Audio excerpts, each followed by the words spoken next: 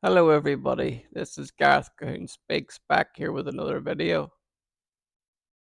This one's about the release of the 50 hostages of mostly women and children.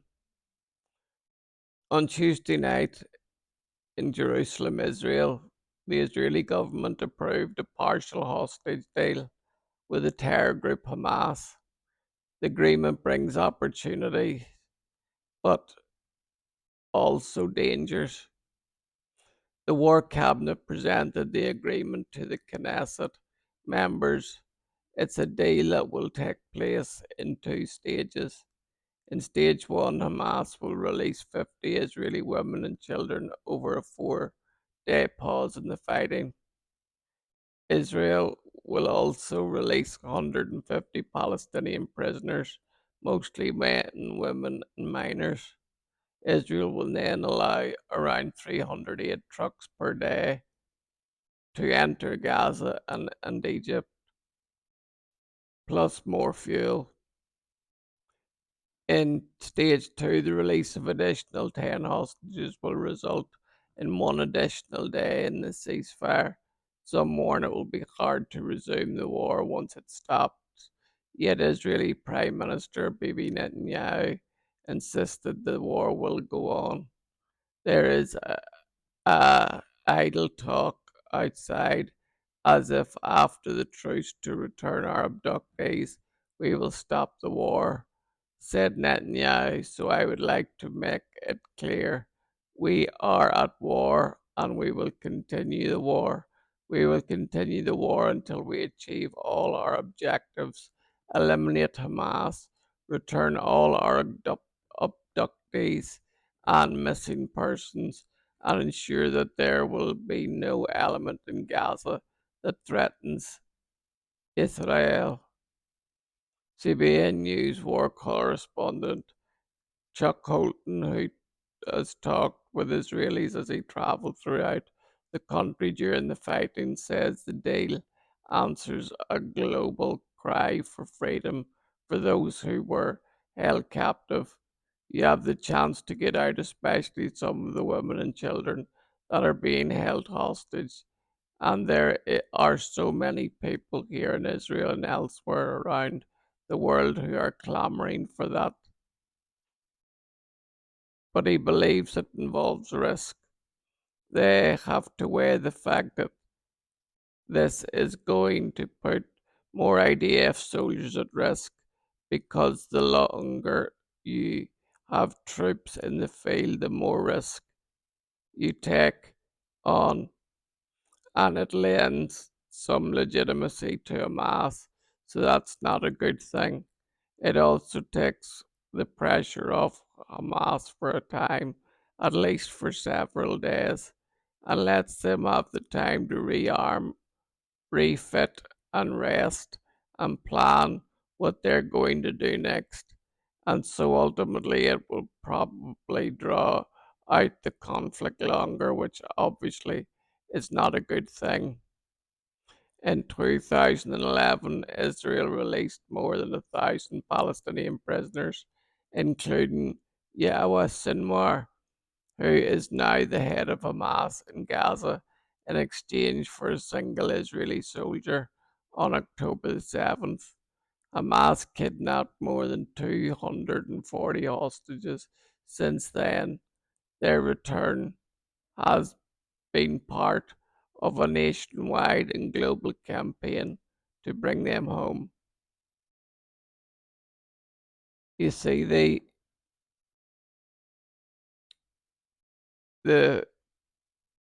this comes down to the fact there's 2 points that I'd like to mention.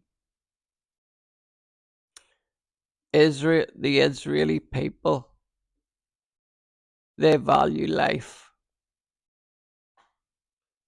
they value love, they value peace, they value friendship, community.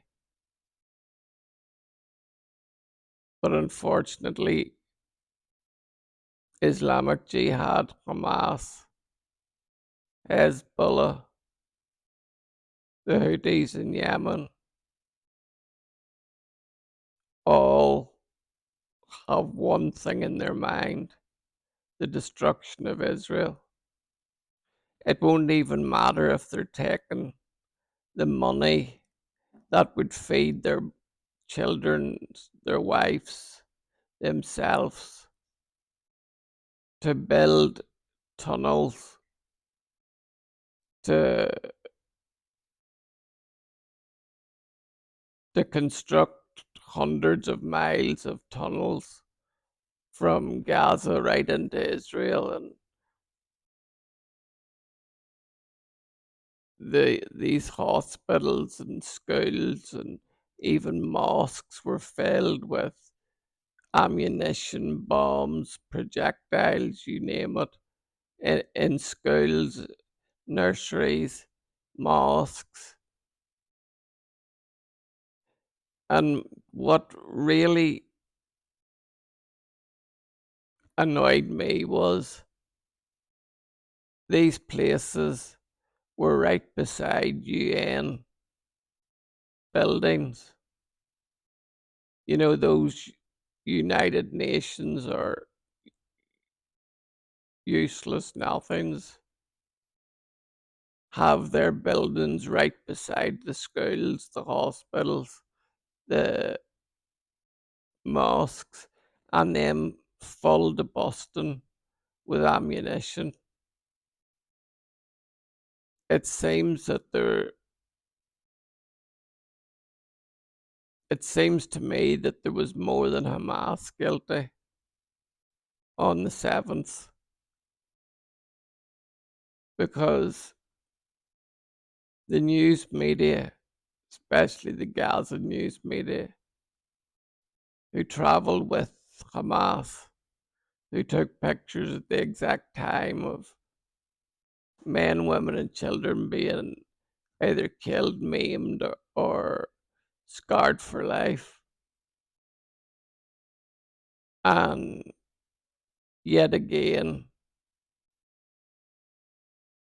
Israel gives them 150, but all Israel is able to get is 50.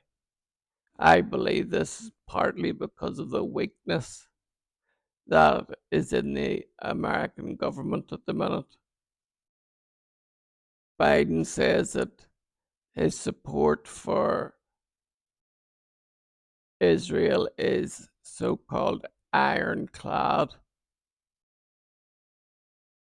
but I'm still waiting to see that, yes, he says the right things and does the right things, and but when it comes down to it, it just seems like it's all noise. And then you've got the pontiff who meets the, with the Israelis who lost kids and who's lost families, and then he met with the Gazans. And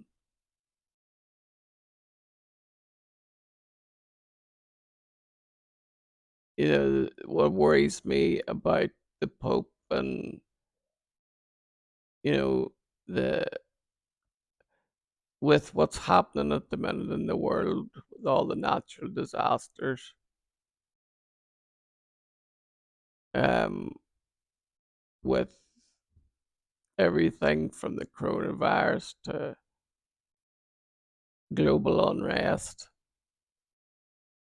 all these things are coming. And I think we're coming to the time where the Antichrist and the false prophet are going to come onto the scene. So we better get ready and watch and look up, because our redemption draws near. Shalom, Maranatha, Hallelujah.